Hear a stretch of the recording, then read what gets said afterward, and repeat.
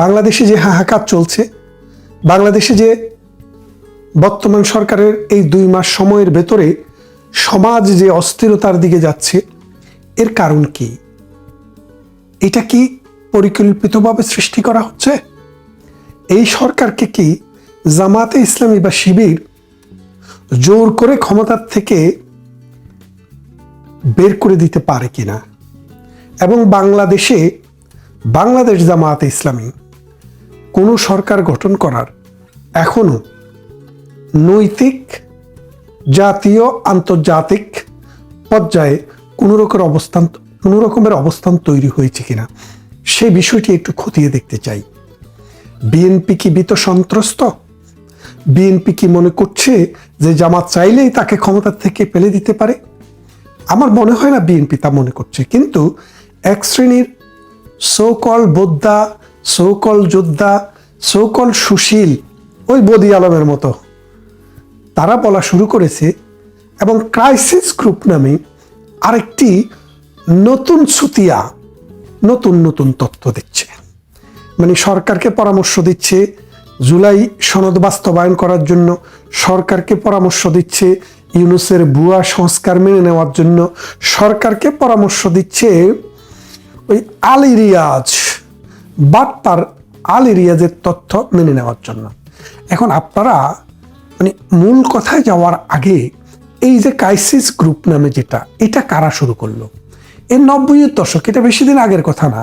George সরস নামে একজন ইহুদি, আমেরিকান ইহুদি দনকুবের, তিনি পৃথিবীতে বড় বড় কর্পোরেশনগুলা, যেগুলা জুইশ কর্পোরেশন, জুইশ লবি অথবা অন্যান্য যেসব কর্পোরেশন রয়েছে, তাদের সাথে একটা সমঝোতা করে বিভিন্ন দেশের সরকারকে প্রেশারাইজ করে এবং এই প্রেশারাইজ করে তার পছন্দের নীতি, সে যেটা পছন্দ করে, তারা যেটা পছন্দ করে, তাদের স্বার্থ যেভাবে সংরক্ষিত হয়, মানুষ যেভাবে মরে আর কর্পোরেশন যেভাবে ধনী হয়, সেই রকমের কাজ কারবারের সাথে এই ক্রাইসিস গ্রুপ জড়িত।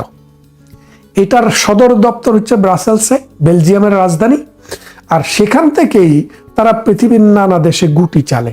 সরকার পরিবর্তনে কখনো কখনো তারা জঙ্গিদেরকে অর্থায়ন করে, কখনো কখনো তারা সরকার বিরোধীদেরকে অর্থায়ন করে, কখনো কখনো তারা রাষ্ট্রবিরোধীদেরকে অর্থায়ন করে, কখনো কখনো তারা তাদের এজেন্ডা বাস্তবায়নের জন্য বিশেষ বিশেষ গোষ্ঠীকে, সেনাবাহিনীকে অর্থায়ন করে। সুতরাং কোনো দেশ, কোনো রাষ্ট্র, কোনো সরকার যদি এই স্বার্থবাদী মহলের যে রিসার্চ, তাদের যে কথাবার্তা, মানে গতকাল আমরা ওই প্রথম আলোতে দেখেছিলাম না যে ক্রাইসিস গ্রুপ একটি প্রতিবেদন দিয়েছে, সেখানে বলেছে, আওয়ামী লীগের কথা একটু বলেছে, আওয়ামী লীগের নেতাকর্মীদের মামলাগুলোর দিকে একটু খেয়াল করার জন্য। খেয়াল করে দেখেন, আওয়ামী লীগকে রাজনীতি করার সুযোগ দেওয়ার জন্য বলেনি, বলেছে আওয়ামী লীগের নেতাকর্মীদের মামলাগুলোর দিকে একটু খেয়াল রাখার জন্য। এক, দ্বিতীয়ত, এই জামাত এবং এনসিপিরা নিজেদেরকে যে জুলাই আন্দোলনের হোতা দাবি করে, তাদের যে দাবি, তাদের যে কথা, তাদের যে চাওয়া, সেগুলো যেন পূরণ করে। তার মানে বিএনপি সরকারকে মোটামুটি জামাত এবং এনসিপির কথা মতো চলার প্রেসক্রিপশন দিয়েছে ক্রাইসিস গ্রুপ। তা এখন এই ক্রাইসিস গ্রুপের এই কথা শুনে বিএনপি যদি মনে করে যে না, আমাদেরকে ঠেলে ফেলে দিতে পারবে জামাত, আমার মনে হয় বিএনপি এটা ভুল করবে। কেন ভুল করবে আমি বলি। গতবারে যে নির্বাচনটি হলো, ফেব্রুয়ারির 12 তারিখে যে নির্বাচনটি হলো এই বছর, আপনারা যদি দেখেন যে জামাতে ইসলামী এককভাবে 60 থেকে 62টি আসন বা 63টি আসন পেয়েছে। এনসিপি তাদের যে আরো আমলা কামলা যারা আছে সবাই মিলে কিন্তু 72 বা 62টি আসন পেয়েছে, বা 72টি আসন পেয়েছে। এই 72 থেকে যদি 10টি বাদ দেন তাহলে 62। এই 62 আসন নিয়ে 300 আসনের পার্লামেন্টকে আপনি ঠেলে ফেলে দিবেন, এটা আসলে আজগুবি। আর একটা জিনিস মনে রাখতে হবে, যে কোনো সরকার পতন বা পরাজয় বা সরকারের অবসান, আপনি যেভাবে বলেন, এটা হতে গেলে বেশ কয়েকটা ফ্যাক্টর দরকার। শেখ হাসিনার সরকারের দীর্ঘ 17 বছর শাসন করার পর যত ভালো কাজে করুক, সমাজের একটা কমন টেন্ডেন্সি হলো ক্ষমতার বিরুদ্ধে সমাজে একটা বিশেষ গ্রুপ দাঁড়ায়। তো শেখ হাসিনা যখন রাষ্ট্র শাসন করছে লং টাইম, কারো প্রতি সুবিচার করলে কারো প্রতি অবিচারও হয়ে থাকতেই পারে। এটা রাষ্ট্র, 18 কোটি মানুষের দেশ, হতেই পারে।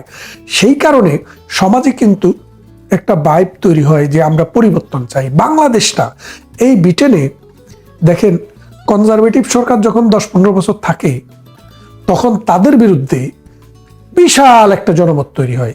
গত বছর যে নির্বাচনটি হলো, যে এখন যিনি প্রাইম মিনিস্টার আছেন কেয়ার স্টারমার, তিনি ওই নির্বাচনে স্মরণকালের ইতিহাসে সবচেয়ে ভূমিধস জয় লাভ করেছে কনজারভেটিভের বিরুদ্ধে। কিন্তু এখন সরকারের অবস্থা খুব ভালো যাচ্ছে না। এখনো 2 বছরও যায়নি, 1 বছর সবেমাত্র যাচ্ছে। তাহলে খেয়াল করে দেখেন, মার্গারেট থেচার বিশাল নেত্রী ছিলেন, লৌহ মানবী বলা হতো। কিন্তু তৃতীয়বার তিনি যখন নির্বাচিত হলেন, তার দলের ভিতরে এই বিদ্রোহ হলো, তাকে জন মেজরের কাছে ক্ষমতা দিয়ে চলে যেতে হয়েছিল। ঠিক এমনি পৃথিবীর নানা দেশে, যেই সব দেশে লং টাইম ডেমোক্রেটিক্যাল প্রসেসের লিডার থাকার সুযোগ আছে, প্রধানমন্ত্রী থাকার সুযোগ আছে, সেই সব দেশে গণতন্ত্র থাকলে, বাক স্বাধীনতা থাকলে, নিউজ পেপার থাকলে, টেলিভিশন থাকলে জনমত তৈরি হয় সরকারের বিরুদ্ধে, যেটা বাংলাদেশে হয়েছে। এটা হলো একটা প্যানোমেনা। দ্বিতীয় প্যানোমেনাটি ছিল, আমেরিকা কোনোভাবেই প্রধানমন্ত্রী শেখ হাসিনাকে দিয়ে বঙ্গোপসাগরে তাদের আধিপত্য বিস্তার করতে পারছিল না। কোনো মতেই বাংলাদেশের ভেতর দিয়া বার্মাতে বিচ্ছিন্নতাবাদীদেরকে অস্ত্র দিতে পারছিল না। কোনোভাবেই বাংলাদেশের বন্দর এবং বাংলাদেশের অভ্যন্তরে আমেরিকার যে স্যাটেলাইট, এটার গতি প্রকৃতি বৃদ্ধি করতে পারছিল না। যার কারণে ডিপ স্টেট কোটি কোটি টাকা নয়, বিলিয়ন বিলিয়ন টাকা এই বাংলাদেশকে অস্থিতিশীল করার জন্য, বাংলাদেশের সরকার পরিবর্তন করার জন্য, রিজিম চেঞ্জ করার জন্য ডক্টর ইউনূসদের মতো দেশ বিরোধী বাটপারদেরকে দিয়ে বছরের পর বছর কাজ করেছে। যার কারণে ওই সরকারের বিরুদ্ধে যে একটা গোষ্ঠী মতামত তৈরি করেছিল, সেটার সাথে সেটাও যোগ হয়েছে। ফাইনালি আমাদের যে সেনাবাহিনী, আমাদের যে বিশ্ববিদ্যালয়, আমাদের বিশ্ববিদ্যালয় 1 শ্রেণীর যে প্রফেসর, তাদেরকে কিনে ফেলেছে আমেরিকা। তারপরে সেনাবাহিনীর ভেতরেও আমেরিকা একটা প্রভাব বিস্তার করেছে নানাভাবে। এই সব কারণে মানুষও থাকার কারণে শেখ হাসিনা সরকারের পরাজয় ঘটেছে। কিন্তু আজকের দিনে যে বিএনপি বিরুদ্ধে যে সংগ্রাম জামাত করতে চাচ্ছে, তাদেরকে ফেলে দিতে চাচ্ছে, এটার সাথে যদি আওয়ামী লীগকে ফেলে দেওয়ার তুলনা আপনি করেন, সেটা এখনো তৈরি হয়নি। কেন তৈরি হয়নি? গত নির্বাচনে যেহেতু বিএনপি 200-র উপরে আসন পেয়েছে, তার মানে বোঝা গেল তারা একটা জনসমর্থনের ভিত্তিতে আছে এই মুহূর্তে। যদিও আওয়ামী লীগ থাকলে তাদের এর অর্ধেক আসন থাকতো কিনা সেটাও সন্দেহ। যেহেতু আওয়ামী লীগ নির্বাচন করার সুযোগ পায়নি, বিএনপি সেখানে এসছে। এখন আজকে জামাত বোঝানোর চেষ্টা করতেছে যে আওয়ামী লীগকে যেভাবে ফেলে দেওয়া গেছে, বিএনপিকেও 16 দিনের মাথায় ফেলে দেব। কথাটি আপনারা শুনে অবাক হবেন না, এটা তারা বলছে, কিন্তু এটা আসলে বাস্তবে সম্ভব না। কেন সম্ভব না? দেখেন, আমি যে কথাটি বললাম যে আন্তর্জাতিক মহল, সেই মহলের পয়সা থাকতে হবে, লং টাইম সরকার শাসন করে জনমত তার বিরুদ্ধে যেতে হবে, এবং ভেতর থেকেও ভাঙন শুরু হতে হবে। এর কোনোটাই বিএনপিতে এখনো গুণে ধরেনি। বিএনপি সরকার চালাতে ব্যর্থ হচ্ছে, এটা সত্যি। জনগণের যে আস্থা, জনগণের যে বিশ্বাস, জনগণের যে চাওয়া, সেটা তারা কোনোভাবেই পূরণ করতে পারছে না, এবং পারার কোনো সম্ভাবনাও দেখা যাচ্ছে না। এর কারণ হচ্ছে নেতৃত্বের যে যোগ্যতা, গুণাবলী, নেতৃত্বের যে সাহস, নেতৃত্বের যে ক্ষমতা, সেটা কিন্তু তারেক রহমান দেখাতে প্রথম দিন থেকেই ব্যর্থ হয়েছেন। তিনি সংসদে কথা বলেন না, আর যদি বলেন বুলবাল বলেন। ভয় তিনি এখন মুখ খুলতে সাহস পান না। তিনি এই তার বাপের দেশ বগুড়াতে গিয়েছিলেন, সেখানে মানুষ তার কাছ থেকে দীর্ঘদিন পরে এসছেন, কিছু বক্তৃতা শুনতে চেয়েছিলেন। তিনি বললেন যে বাপের দেশে এসছি, আমাকে খাওয়াবেন না, আমার তো খিদে লেগেছে। তার মানে কথা বলাটা তার জন্য এখন রীতিমতো একটা ব্যারামে পরিণত হয়েছে, অর্থাৎ না বলাটা। তিনি কথা বললেই ভুল বলছেন। ইনি জীবিত মানুষকে মৃত মানুষকে জীবিত বানায় ফেলতেছেন, এবং ইতিহাস যেটা কখনো ঘটেনি সেটাকে ইতিহাসের অংশ করে ফেলছেন, এবং এর জন্য পরবর্তীতে তিনি দুঃখ প্রকাশ করছেন না। এই রকম অযোগ্য মানুষ রাষ্ট্র কি পরিচালনা করবে, দল কি পরিচালনা করবে, সমাজ রাষ্ট্রকে কোথায় নিয়ে যাবে, এটা কিন্তু মানুষ আস্তে আস্তে বুঝতে শুরু করেছে। এখন আপনারা দেখেন, এই যে এনসিপি, এই যে জামাতে ইসলামী, তারা কত হুঙ্কার করেছিল না? গতকাল আপনারা শাহবাগ থানার মোড়ে দেখেন ওই দাতাল শুয়োরটাকে, আর যে বলেছিল যে সারাদিন পিটা হবে, তাকে কিভাবে পেটানোর পর কোন রকম সেখান থেকে উদ্ধার হয়েছে। এই পেটাপেটি চলবে। চট্টগ্রামে নিউ মার্কেটে আমরা দেখেছি একজনের পায়ের গোয়ালি কেটে নিয়েছে। এখন শেয়ালে শেয়ালে মারামারি হবে, আমরা দূর থেকে দেখব। বাংলাদেশ আওয়ামী লীগ এখন রাজনীতি করার সুযোগ পাচ্ছে না। বাংলাদেশ আওয়ামী লীগের রাজনৈতিক কর্মকাণ্ড বাটপার ইউনুস যে বন্ধ করেছিল, সেটা এই তারেক জিয়া সিলমোহর করে দিয়েছেন।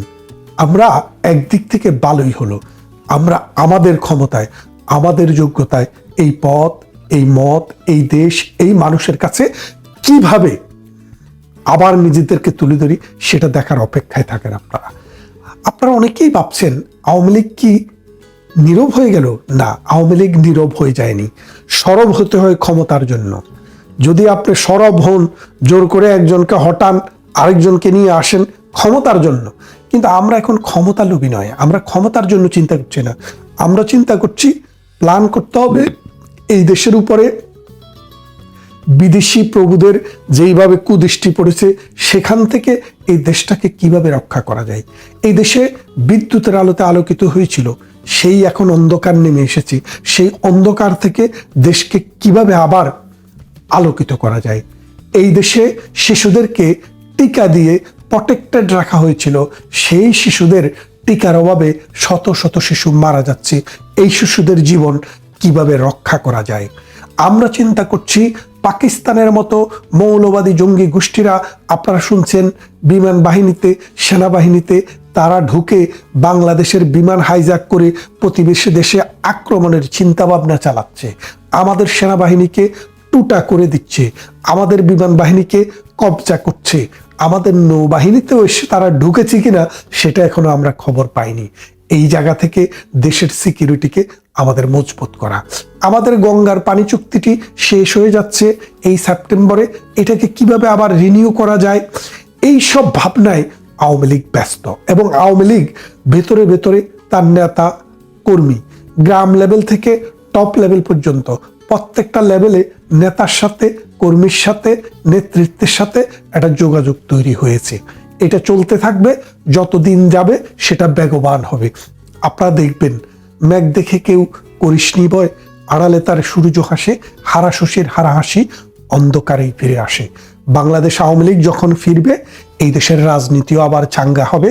বাংলাদেশ আওয়ামী লীগ যখন ফিরবে, এই দেশের মানুষের স্বপ্ন দেখা আবার শুরু হবে। বাংলাদেশ আওয়ামী লীগ যখনই ফিরবে, এই দেশের উন্নয়ন এবং উন্নয়নের গতিধারা আবার ফিরে আসবে। এবং বাংলাদেশ বিশ্বের যে ইমার্জিং টাইগার, সে টাইগার আবার রোয়ার করবে। এখন বাংলাদেশ বিড়ালে পরিণত হয়েছে। এখন যারা শাসন করছে তারা বিড়ালের শাসক।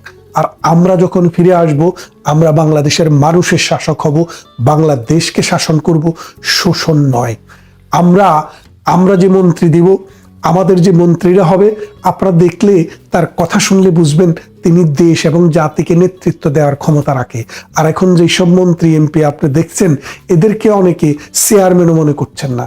এটাই হচ্ছে বিএনপির রাজনীতির বড় দুর্বলতা। যাকে যেখানে দেওয়া দরকার, যার যে ক্ষমতা থাকা দরকার, সেটা নেই, সেখানে দেওয়া হয়নি। নেতার পছন্দে নেতৃত্ব এসছে, যার কারণে প্রকৃত নেতৃত্ব উঠে আসায়। তাই বিএনপি কলাপস করবে জামাতের কারণে নয়, বিএনপি কলাপস করবে এনসিপির কারণে নয়, তাদের আন্দোলনের কারণে নয়, তাদের জঙ্গিবাদের কারণে নয়।